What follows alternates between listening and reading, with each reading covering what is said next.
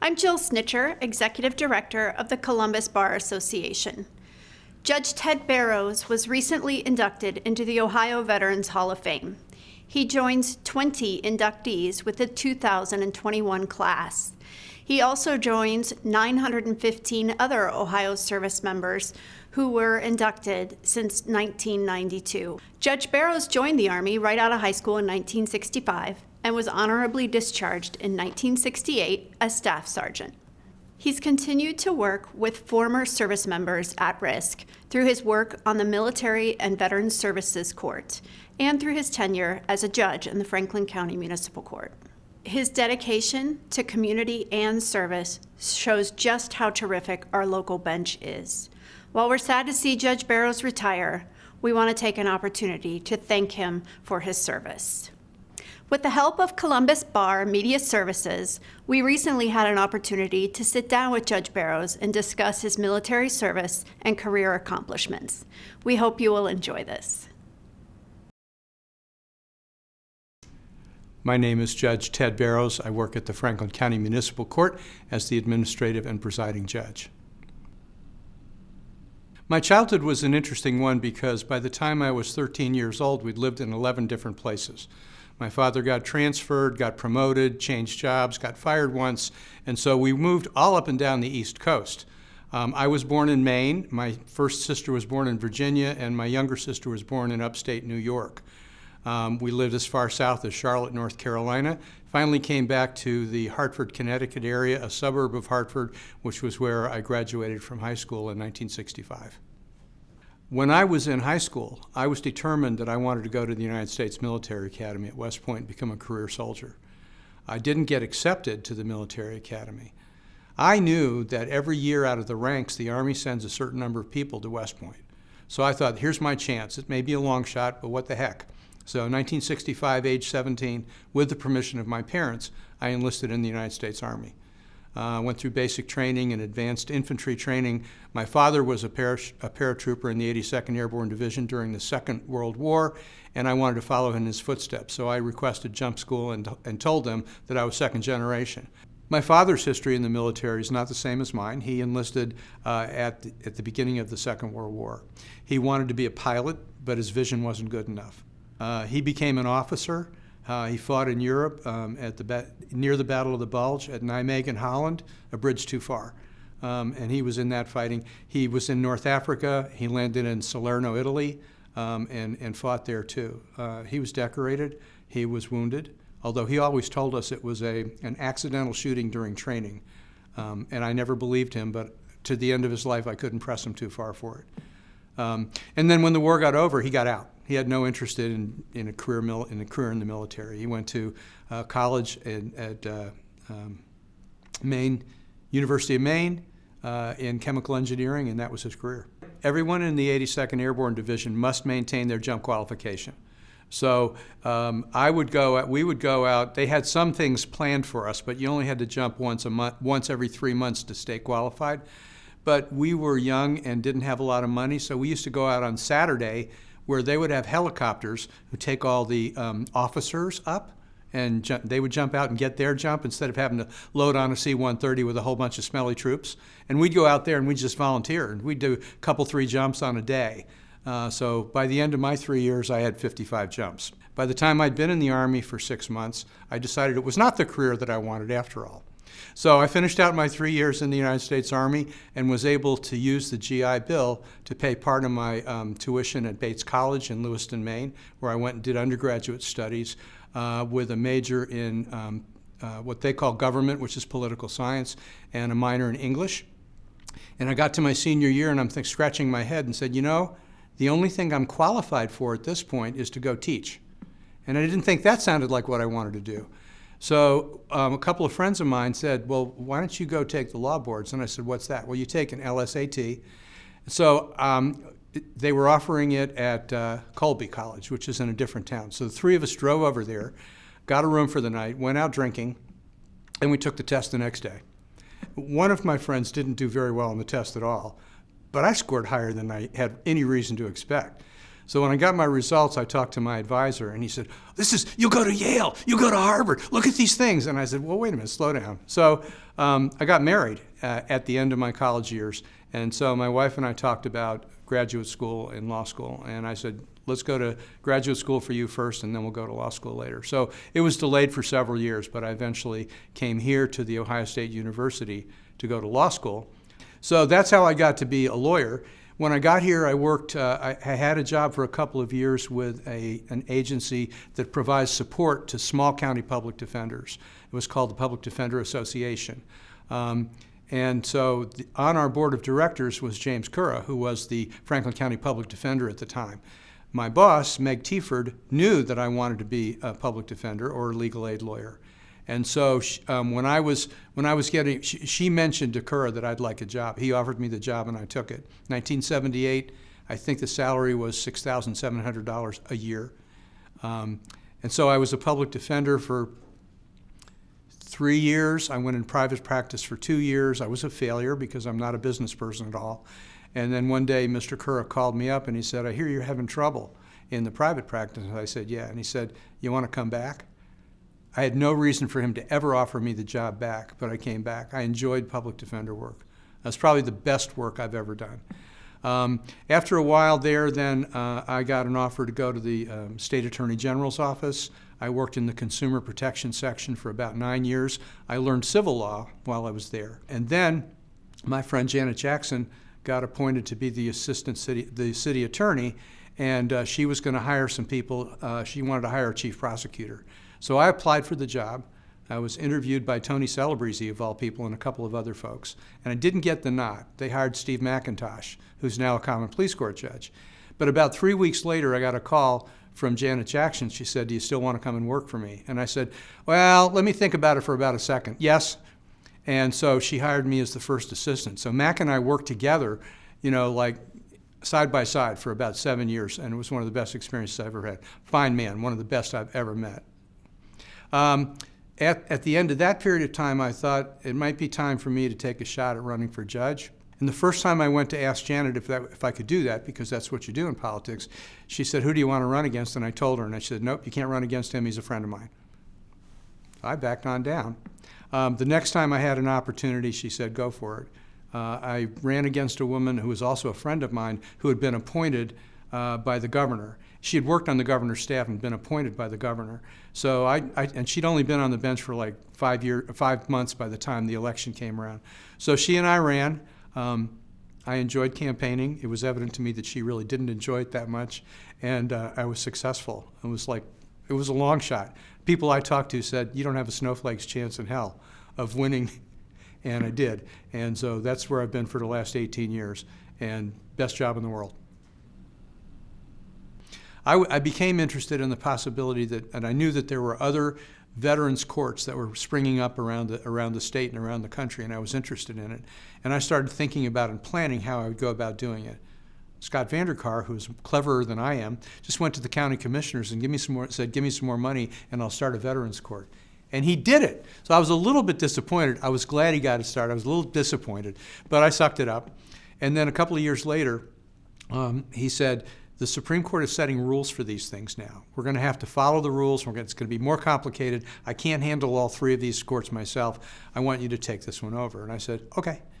So I got involved with the Military and Veterans Service Specialized Docket, and it's just been an amazing transformation. The way it's set up is it's voluntary, so that the defendant and or his or her lawyer have to say, we think this is a good idea for you. And it's tough. I mean, some of these cases are ones where a person would just go plead guilty in front of a judge and pay a fine and maybe be on probation for a couple of years.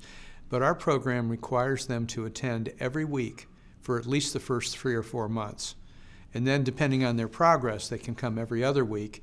And then depending on their progress, they can come every 3rd week and eventually once a month. It's intensive probation, which means we get into their case every time. We know what they're doing. We want to know what their aspirations are. we have availability, all kinds of services. The VA is with us at the table. So any services that the VA has, if this veteran has not linked up with the VA, we get them linked up right away, because there's a lot of things that are benefits that they can use. We also have other social service agencies for drug counseling and other kinds of things. We don't require somebody to have an honorable discharge. So we have a number of people who are not eligible for VA services. One of the things we do for them is look into whether we can get their discharge upgraded. In addition to myself, I have 2 coordinators that are employed by the court. They maintain weekly contact with these folks in between the court sessions. They make sure that they understand what their schedule is, that where they have to go and what they have to do. And sometimes they're a sounding board. And we have a probation officer who's from our probation department who's assigned to the MAVS court. So all of our folks are on probation to her. So that's a team of 3 that are like, and then me. And it's like, we just kind of wrap around these guys. Not everybody is successful. Some people try it out for a while and say, I just don't want to do this anymore. And that's okay, because it is voluntary. And I tell people that. If it's too tough, if you can't handle it, I'll let you out of here. You'll still be on probation for a couple of years, but you don't have to be here. Nobody has to be here. And I think that makes some of them feel more comfortable about being there because it's their choice. So that's kind of the nuts and bolts of it. The most rewarding part about working with veterans is that by and large, most of them have suffered trauma while in the military. And here's my stock speech that I tell people when I talk about this. The United States military takes months to train people up to be the best equipped, most serious fighting force in the world. Best equipment, best training, best men and women, and sends them off. When they get done with what's a harrowing experience in combat that no one should ever have to go through, that human beings aren't constructed for, they don't give them months of training about how to come back to civilian life. They give them a paycheck and a pat on the back and say, go on. Now, these highly trained, mostly young men, who are taught that they can do anything, and they've survived almost anything, come back, and they're not fitting in very well. They don't recognize that they need help because they can tough it out, because they're tough. They're tough as nails, and the suicide rate is terrible. So what gives me the real heart for it is we can get folks and first of all bring them in, tell them that we love them.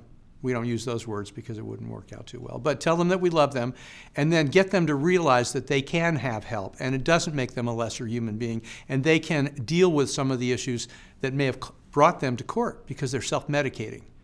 They wake up in the night in cold sweats. A car backfire and causes them to dive under the bed. They do horrible things to people they love, and they don't have a good explanation for it. We all kind of know what the explanation is. It's post-traumatic stress. And there are modalities to treat that. If people will come to that place, they can come out better people, and their lives can be better. And that's what's done it for me, is the possibility of helping people have a better life, who've given so much,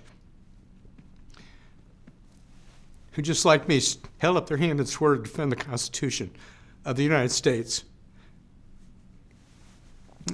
Yep. I was recently inducted into the Ohio Military Veterans Hall of Fame, which again I think was the nomination probably came from my crew. I also happen to know a couple of people that are on the board and have worked with them in various capacities, so I think I may have gotten a leg up there. But when I heard the stories of all of the other 9 inductees that were there, stories of heroism in battle, a doctor who's 96 years old and still practicing and served in the Second World War. I mean, I'm thinking to myself, I'm a lawyer who got lucky enough to be a judge and then lucky enough to take on this Veterans Court. But other than that, there's a million GIs who served during the Vietnam War. Some of them didn't come home. Some of them came home shot up. I came home and went to college and went to law school and have lived a good life. It was hard for me to put myself in the same pantheon with these other folks that were being inducted when I heard their stories. I was appreciative of the honor. I mean, I don't denigrate the honor. I'm just not sure that I set a standard for that. They had an induction ceremony for the Ohio Veterans Hall of Fame, and it took place at the Veterans Memorial over on Broad Street. It's a beautiful building. Anyone who hasn't been there should go. It's very emotional, I think, for anybody who especially has been in the service to go through it and see the displays. The ceremony itself took place in a large hallway right off the entrance, and it was attended by the governor. The governor actually handed out the diplomas, and General Ashenhurst put on the medals around people's neck. There was press and media coverage there. There were families. My crew, the people who work with me at the court, were there with me, as well as a number of others. My wife came, and my grandson came. And then they called our names one by one. We went up and shook hands with the governor, and were given a medal, and then took a seat. Alphabetically, I was the first one. So I sat there and kind of, watching and listening to all of these other stories.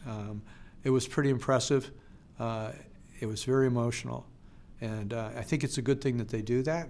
They honor a number of people every year. Apparently it's regional. There were 10 at this one. There are another 10 who will be honored at different regional ceremonies as time goes on.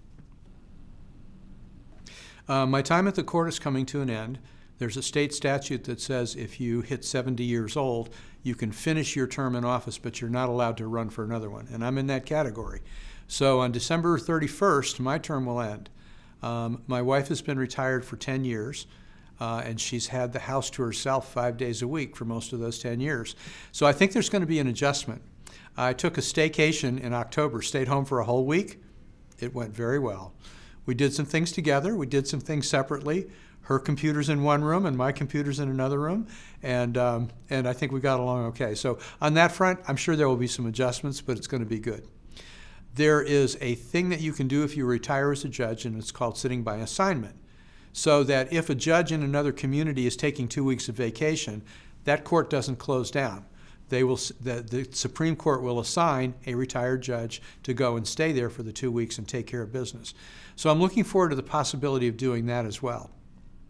As I understand it, the Supreme Court requires you to do that, be available for that 13 weeks a year.